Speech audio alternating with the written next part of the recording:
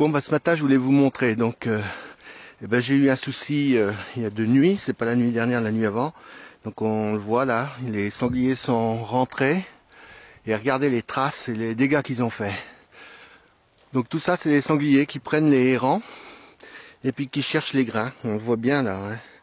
Donc voilà. Alors, j'ai 1,5 hectare là qui est ravagé, complètement ravagé. Alors, est-ce qu'il faut ressemer ou pas ressemer? Ben, je sais pas. Et toujours est-il que c'est désarmant et puis que c'est décourageant. Ah, hier matin, quand j'ai découvert ça, je vous cache pas que c'est la même sensation que quand on perd un veau suite à un problème dans le troupeau. C'est-à-dire que quand on a un veau qui meurt, c'est exactement la même sensation. Un peu d'impuissance, de déception et puis de ras-le-bol. Alors, quel est le problème? Oh, il est relativement simple. Hein. Il y a une contradiction entre l'élevage, l'agriculture, le tourisme et puis les chasseurs. Donc ce qui se passe, les sangliers, depuis des années, c'est géré à l'envers. Hein. C'est-à-dire que au lieu de les tuer, on a inventé des tas de mesures plus bêtes les unes que les autres, jusqu'à mettre des pénalités si tuer des sangliers trop gros, trop petits, enfin tout ça. Résultat, c'est une population qui a prospéré. Il y a un certain nombre de chasseurs, y compris des chasseurs paysans d'ailleurs, c'est ça qui est le plus révoltant, qui les nourrissent pendant l'été pour les fixer. Comme les bêtes ont à manger à volonté pratiquement, qu'ils leur donnent du maïs, parce que le maïs est très riche en énergie, et ben les mères prospèrent, elles font des grosses portées, au lieu d'avoir une portée classique de 3-4, et ben elles ont des portées de 7-8. Quand elles trouvent plus assez à manger, et ben elles vont dans les champs voisins, c'est logique. Hein, ils sont pas bêtes. Et comme ils ont l'habitude d'être nourris avec des gens qui viennent en voiture, et ça je les ai vus, parce que moi je fais du VTT, et c'est avant la chasse, hein, parce que quand il y a la chasse, moi je fais plus de VTT. Mais avant la chasse, je fais du VTT. Et ben bizarrement, vous trouvez des gens qui se promènent à la tombée de la nuit, vers 8-9 heures du soir, comme par hasard, juste avant la chasse, et des voitures, pas dire, enfin on connaît les gens, on connaît les voitures, donc on sait très bien ce qu'ils vont faire, en fait ils vont leur donner à manger. Donc les sangliers, ils ont l'habitude d'entendre des moteurs, ils savent qu'il y a de la nourriture, enfin comme nos vaches, hein. C'est comme les vaches et le C15, hein. Quand elles ont le C15, elles savent qu'il peut y avoir de la nourriture, donc du coup ils s'approchent, mais eux, ils comprennent pas qu'après, quand c'est pas la bonne voiture, c'est pas grave. Résultat, en état sauvage, on rencontrait jamais. Ici, dans la ferme, il n'y avait jamais de soucis avec les sangliers. Puis de 3-4 ans, on a d'énormes soucis. Avant, on en voyait un par hiver, et encore, fallait tomber dessus. Et puis, il restait pas, hein. Dès qu'il nous voyait à 200 mètres, il fichait le camp. Là, maintenant, c'est courant de voir des sangliers, y compris au printemps, qui viennent vers les tracteurs, qui viennent vers les voitures, et qui n'ont pas peur. Donc, ça veut dire, en fait, que c'est de l'élevage. Pour moi, c'est clair. C'est de l'élevage, alors c'est de l'élevage d'animaux sauvages, normalement c'est interdit, mais bien sûr tout le monde fait truc. Donc ça génère des finances pour ceux qui font ça, parce qu'ils louent les chasses ou ils louent des parts de chasse, et puis quand ils chassent il faut que les gens aient quelque chose à tirer, donc il faut qu'ils élèvent.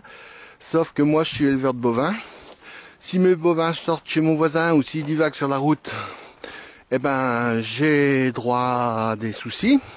Et je suis responsable s'il y a un problème. Tandis que là, c'est les chasseurs, enfin ceux qui font ce type de chasse, hein, il y en a quand même malheureusement pas mal, eux, ils font de l'élevage chez les voisins. Et le pire, c'est que pour toucher certaines indemnisations, moi je suis obligé d'avoir des clôtures pour mes vaches, mais il faudrait que j'ai des clôtures pour empêcher les sangliers de rentrer. Alors pour ça, il faut faire des clôtures à 20 cm du sol, avec des clôtures électriques. C'est carrément...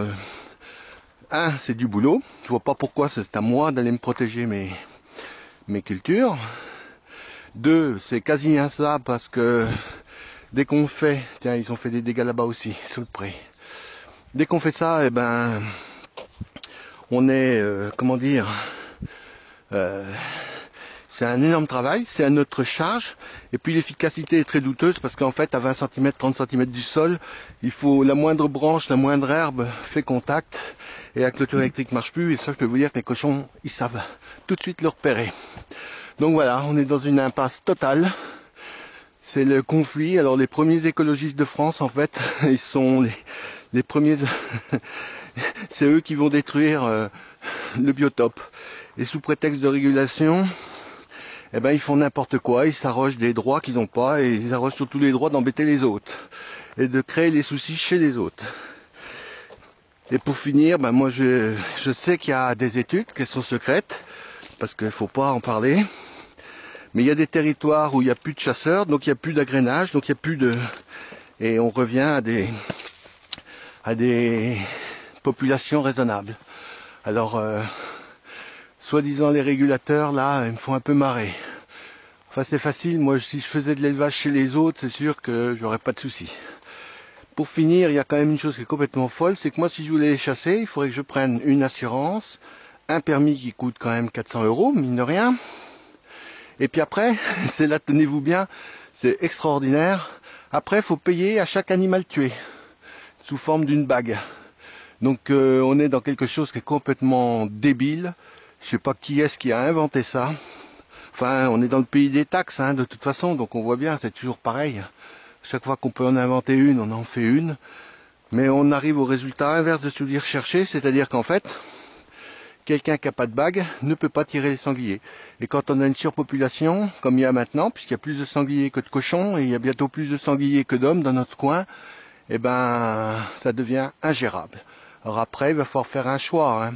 Soit on préserve une agriculture, parce qu'il y a le même problème dans toutes les régions de France, hein, c'est pas propre à notre région. Soit on préserve une agriculture avec tous les débats qu'il y a autour de ça aujourd'hui, mais peu importe. Soit on dit aux paysans, bah écoutez, vous êtes les serfs, nous on vient faire ce qu'on veut chez vous, et puis vous vous débrouillez, et ma foi, tout est à votre charge. Et c'est ce qui est en train de se produire, et ça devient franchement un vrai problème.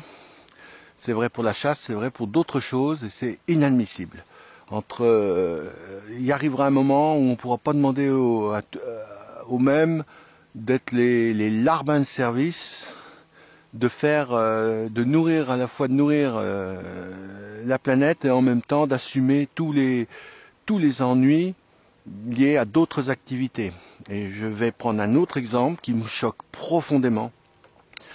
On est en sécheresse, on manque de nourriture pour les animaux, nos vaches souffrent, il y a des soucis, il peut y avoir des soucis d'approvisionnement en eau, et on continue d'arroser les stades de football, pendant que nos vaches, elles sont en train de manger de la paillasse. Alors ça ne veut pas dire que, je sais bien qu'on ne pourrait pas arroser l'herbe, hein, c'est une aberration d'arroser l'herbe, mais ce qui est scandaleux, c'est qu'on fait toujours passer maintenant le loisir avant le minimum de productif. Et on est dans une drôle de société où finalement nourrir, c'est considéré comme presque secondaire. C'est assez aberrant et j'ai du mal moi à accepter tout ça.